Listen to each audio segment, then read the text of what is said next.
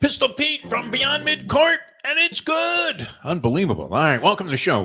Good to be with you. We're peeling ourselves off the mountain this Monday on the morning briefing. I'm Jeff DeForest. That's Mike Lubitz.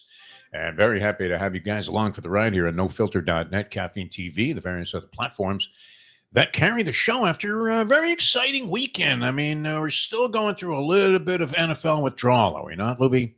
I know you were going to begin the program today, and many people were looking forward to this. I don't know if we promoted it properly when we left the airwaves here on Friday, but we wanted to have Mike Lubitz's Combine Chronicles featured on the program today. The Combine Chronicles, just to keep the NFL alive, because everybody needs a little bit of a buzz from the NFL. Speaking of which, before we even get rolling here, and we want to have a lot of fun here on the program, but a sad note to begin the show with, and that is the passing of the great Chris Mortensen, yes. Who really, I mean, how he maintained his dignity and his temperament. This was not a guy that was inclined to have to generate stories through theatrics or all kinds of gesticulations. He wasn't yelling and screaming. He wasn't carrying on like a maniac. Just straight ahead, straight good reporting that you thought that you could rely on for 35 plus years with ESPN, something in that neighborhood. And no matter when you saw Mort, you always felt like, okay, there's a pretty good chance that whatever he's saying has some validity, has some foundation in truth. It's not just some screaming knee-jerk reaction. And one day the guy's telling you this guy's the greatest that ever lived, and the next day he's telling you he isn't worth a shit. That this wasn't Mortensen's style. So to lose a man like that, it's like when Jack Whitaker checked out, one of the great reporters, or the old school guys that were just brilliant. Frank DeFord, Haywood Hale Baroon, what was great, had his own unique style. Mortensen, you would have to say, as straightforward as he was, Lubie, had a very unique style by today's standards. And that is a guy that was just giving you the story as it is, as best of his knowledge would lend him to give you the facts that he knew. And he didn't have to go crazy. He wasn't wearing funny outfits or costumes or clown shoes or anything along those lines. He just was straight up, seemed to be very, very credible. Kind of what Peter Gammons was to baseball before the A-Rod interview, which we hate to pick a guy apart. I mean, are we not putting Peter Gammons in that same Jackie Smith, Bill Buckner category, Lubie? By characterizing his whole career based on that lack of response when he looked at A-Rod and he said, "Hey, A-Rod, have you ever done any performance-enhancing drugs?" And A-Rod looking like, I mean, he had a needle still in his arm, and he goes, "No." And then Gammons goes, "So what about spring training? What's your approach?" You're like, Peter, no follow-up question there? Come on. Where's your Armin Katayan? Where's your gutsy, throwing with both fists type of interviewing fighter? Nothing. Same thing as Katie Couric did with A-Rod. I guess everybody backed off from A-Rod, and then A-Rod, of course, became a media phenomenon where he is desired by virtually every network, even though when he says his first interesting thing about Major League Baseball, it'll be the first thing he said that was interesting as a member of the media. But Mort was a different sort, and no rhyme intended there. And he just was one of those guys that in a throwback era of reporting you thought had just massive credibility. And even if he was making it up, he sure brought it off well. So salute to Chris Mortensen. It's going to be missed by the NFL media. That being said, I mean, do you have anything on the Combine Chronicles, Lubie? Did you assemble any material? What's your report on Caleb Williams? He essentially went to Indianapolis to what? Have a shrimp cocktail at that Elmo's place, whatever that is. What is it? St. Elmo's? What's the name of that joint? St. Elmo's. Yes. Which we would never frequent, nor should we even mention, because of the fact that when we were looking for a table, we saw a bunch of empty tables there. We were there for a NFL Radio Row at one of the Super Bowls, which how they had the Super Bowl in Indianapolis. I mean, what kind of bribery was involved in that? Who wants to go to Indianapolis in the dead of winter? What are you going to do? If you get shut out of St. Elmo's and you can't get a shrimp cocktail, what kind of restaurant is known for a shrimp cocktail? What the fuck is a shrimp cocktail, Libby? You take a bunch of shrimp, you put them on a little dish with some ice, and you get some cocktail sauce. How good can it be? How bad can it be? If you got the 99-cent shrimp cocktail at Circus in Las Vegas back in the day, it was just as good as what you're getting at St. Elmo's. Am I right about that? I don't know. Do they have anything else there? It's the only restaurant that anybody ever mentions when they talk about Indianapolis. That's not a good sign for a city, is it? The second choice is White Castle, which happens to, I believe, do they have their headquarters somehow in Indianapolis, White Castle? Because you were obsessed with going there when we were there. And to tell you the truth, after the treatment that we got, which, I mean, it's not like we're big superstars or anything, Lubie. You know that. We're run-of-the-mill guys that were members of the media. We had our share of popularity in town here. We still get accolades and tributes and whatever from people that see us, walking around, whatever. Hey, yeah, I loved your show. It was great. But and then you have to explain to them what you're doing now. Well, it's nofilter.net. It's Caffeine TV. You Google this, you Google that, you punch this, and a guy sees you 6 weeks later and says, "Hey, you still on the air?" It's a new era, right? It used to be you just punched up a radio station and there we were. But it's still very popular locally here, and yet internationally, I don't expect to be treated with any special considerations when we're going to a restaurant in Indianapolis. But I don't expect to get stiff like this, Lubie. How horrified were we when we couldn't get a table? We're looking at a dozen empty tables in this restaurant at the time that we went there. We went at a time where you'd figure, okay, either the people are here for the early bird or they're not coming at all. And who gets a table ahead of us? A table for Mr. Gray, Mr. Jim Gray. Jim fucking Gray gets a table, gets priority ahead of Lubie and me, and that was it. I would never go back to the city after that. I mean, just bizarre, raw, ugly, inconsiderate treatment that we got from St. Elmo's. But all that being said, the Combine, not exactly a desired spot for most people to head. And what do we get out of it? I love this because it's always great when the quarterbacks that are going to the Combine say, well, I'm not going to throw. Williams takes it to a new level, though, Caleb Williams. People are actually talking about this. I mean, why did he show up at all? He wasn't going to do any physicals. He wasn't going to throw. He wasn't going to perform in any of the drills. He wasn't going to do any of these agility tests that they seem to feel are critical to success in the National Football League. I mean, who cares what this guy's vertical leap is? I guess if you're a 300-pound lineman and you can jump out of the building, that might be a sign that, well, we could use this guy on special teams. Possibly. I don't know. Block a field goal here and there might make a big difference. But ultimately, what do we get out of the Combine except a chance to maybe talk about the NFL? Because it does appear that Caleb Williams' future is pretty much set, is it not? Is there anybody that doesn't believe that he will be drafted number one by the Bears, who trade Fields, maybe to the Pittsburgh Steelers, get what they can for him, and then hope that all of these draft picks that they picked up when they swindled Carolina in the Bryce Young deal, when they finally end up cashing all of those chips in, that maybe they find some talent in this draft, which seems to be loaded with wide receiver talent.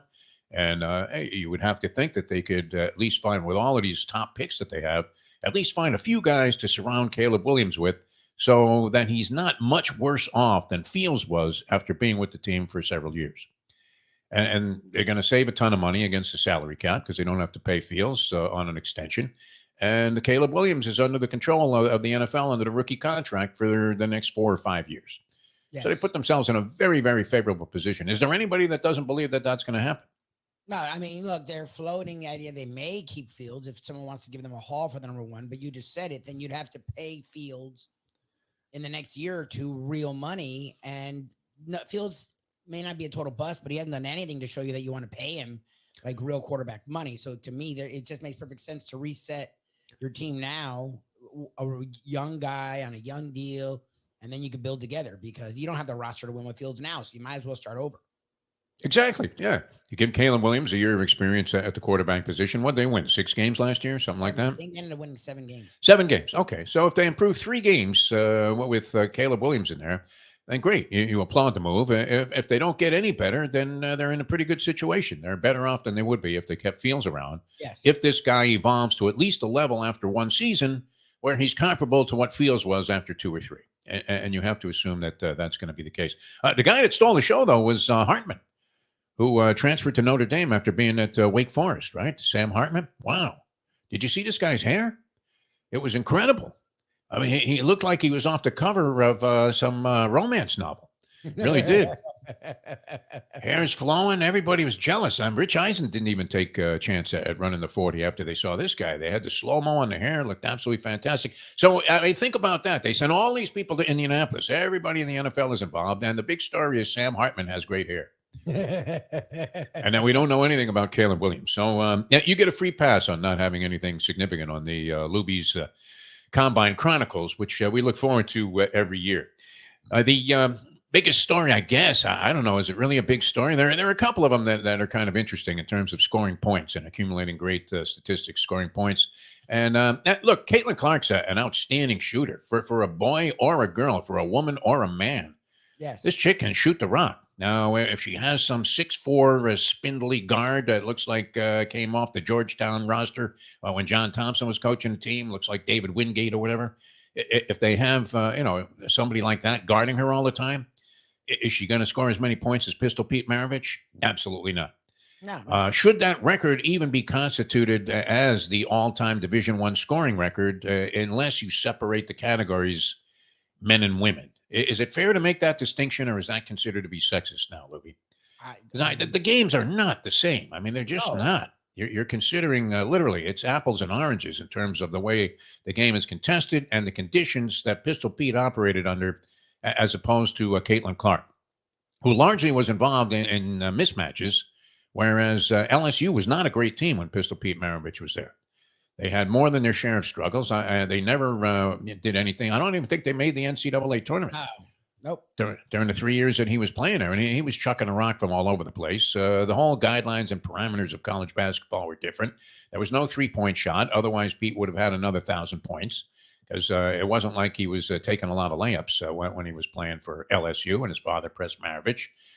Conditions completely different. Now, you're going to be comparing records of people from different eras. It's kind of like what goes on now in the NFL when a guy breaks a record. There are more games now. Yeah. Well, what do you expect? I mean, they used to play 12, then 14, then 16, now 17 games. That's a big difference. A 1,000-yard rusher, when there were 16 games, only had to average 62.5 yards a game to be a 1,000-yard rusher for the season. Is that really all that significant, Lubie? And yet it was considered a benchmark. Yep.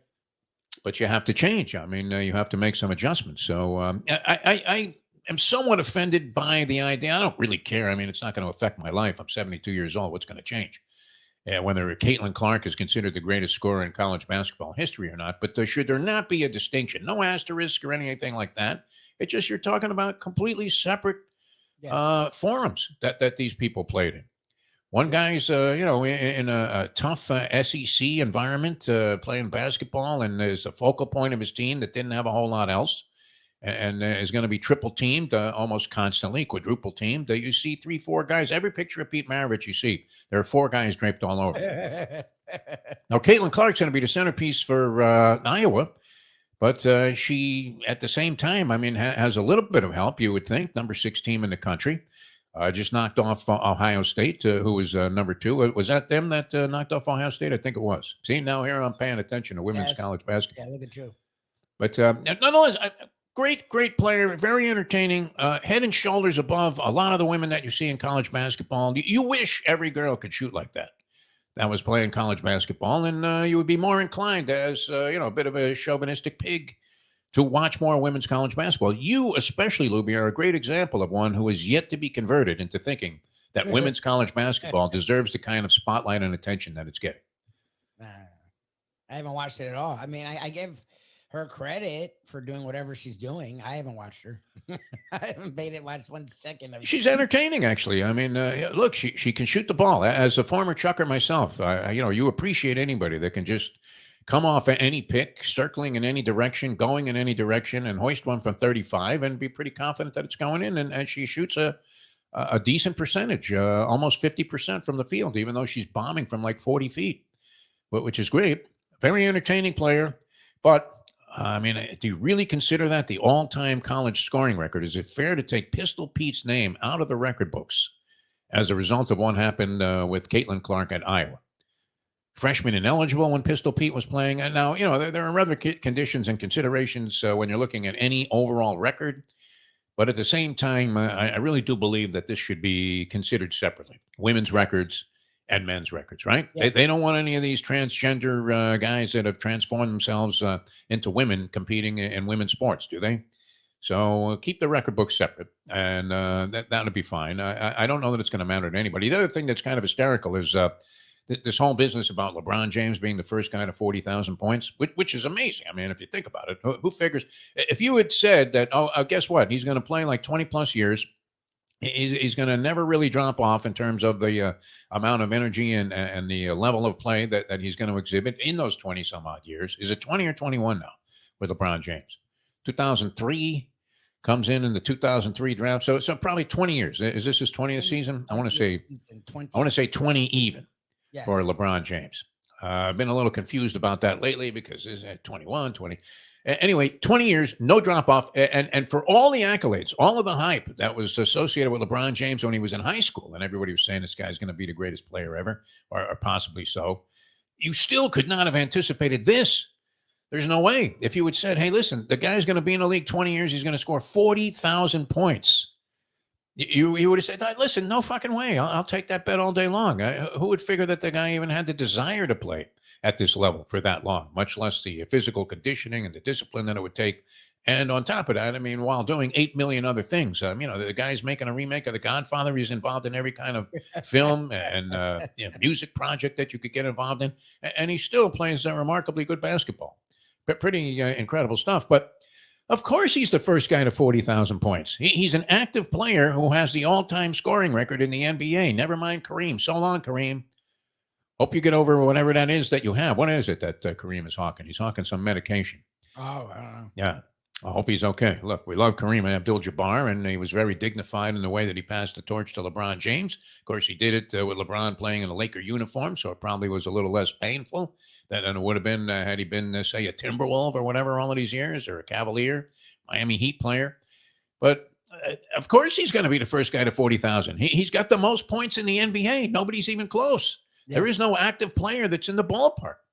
But they did make a big deal out of it, and he managed to accomplish it. And you're asking yourself, in your wildest imagination, if you were Brian Windhorst, I don't think you could have anticipated a run like this. Imagine if LeBron plays 3 years, we never hear of Brian Windhorst. Ends up in the league for 20 years, doing a phenomenal job, and it's great. People are still trying to make the Lakers as some kind of contender. I'm not sure. It's almost like the love affair that people have now. I was just reading something online this morning. That watch out for Gonzaga in the NCAA tournament. Now, Gonzaga's been number one any number of times. They've been a top seed. They're ranked 23rd in the country right now. I don't think that, and I'm going to go ahead and make a statement here, and you can hold me to it long after I'm dead. I don't believe, and not because he isn't a great coach, but just because the wise guys every year tell you that Gonzaga is going to win the championship. I don't believe Mark Few will ever win a championship while coaching at Gonzaga. Mark Few, great coach. What do you think? I agree. He's had better opportunities than he will have this year. Now, we've seen that happen. It happened with Jimmy Boeheim. When he had great teams, he never did squat. It was eliminated in the first round by the Richmond Spiders. When he had shitty teams, he would end up in the Final Four. Never mind that Keith Smart shot. I mean, that was a great Syracuse team. If you look at the personnel on that team, Jimmy B couldn't win with him. He did finally win one championship, and that was the Carmelo year when Carmelo was a freshman. But that wasn't a great team. That was far from the best team that Syracuse had under Jim Boeheim in his 47 years. And yet he always seemed to do well when he really didn't have the goods, when everybody was discounting him. I'm not sure that that's applicable to Gonzaga and Mark Few. I think if they couldn't win it when they had all the cards in their favor, how the hell are they going to win it now? So whoever this wise guy handicapper is that's pushing this, I think, you may have a little bit of a, problem in terms of having a bolt or two loose upstairs. That's not happening. I would bet against that right now. So you could probably take that to the bank, people. Gonzaga will be crowned national champion. Who had UConn at this time of the year last year? Nobody. Right now, everybody thinks they got a magic carpet ride to go all the way. A lot of fun over the weekend. Also, we had a few things happening.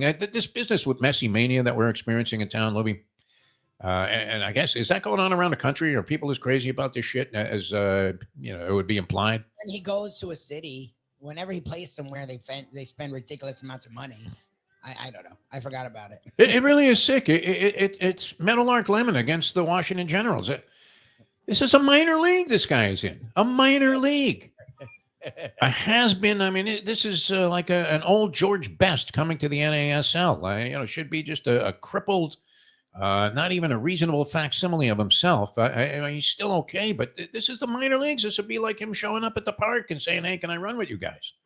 Playing in the MLS. And people are going crazy because he scores 2 goals a game. There's nobody around the guy half the time either. Is there an official rule, a memo that went out in MLS playing? Do not get near Messi. Don't touch him. Don't injure him. He is our meal ticket. Otherwise, nobody gives a fuck about our league. That pretty much is true, is it not? I would say. Big game tonight in the NHL, by the way, and this involves one of our local teams who are on fire, the Florida Panthers. And they're taking on the New York Rangers, who are on fire, Lubie. So that's happening at Madison Square Garden. That's a nice, would you consider it a playoff preview of some sort? I mean, I don't know if these two teams will ultimately meet in the postseason, but right now this is for the top spot in the Eastern Conference. They've been seesawing back and forth, a point here, a point there, a point here, a point there. But both have been winning at a phenomenal rate of late. Something along the lines of like 14 out of 16, pretty much for both clubs. Jesus. So that'll be very interesting. Contrast in styles, Lubie. You want me to go into detail on that? Contrast in styles happening tonight as the Panthers really are just unbelievable in the 5-on-5 situation. The Rangers kind of bide their time and wait for opportunities here and there, try to get you with the power play. So should be a lot of fun tonight. Madison Square Garden in the NHL. That'll be the marquee game, the Rangers and the Panthers. That's going to do it for today's edition of the Morning Briefing. I hope you guys had fun. Great being with you here on NoFilter.net and Caffeine TV. For Mike Lubie Lubitz, the big Caitlin Clark fan, I'm Jeff DeForest. Thanks for watching. We'll catch you tomorrow with the next edition of the Morning Briefing.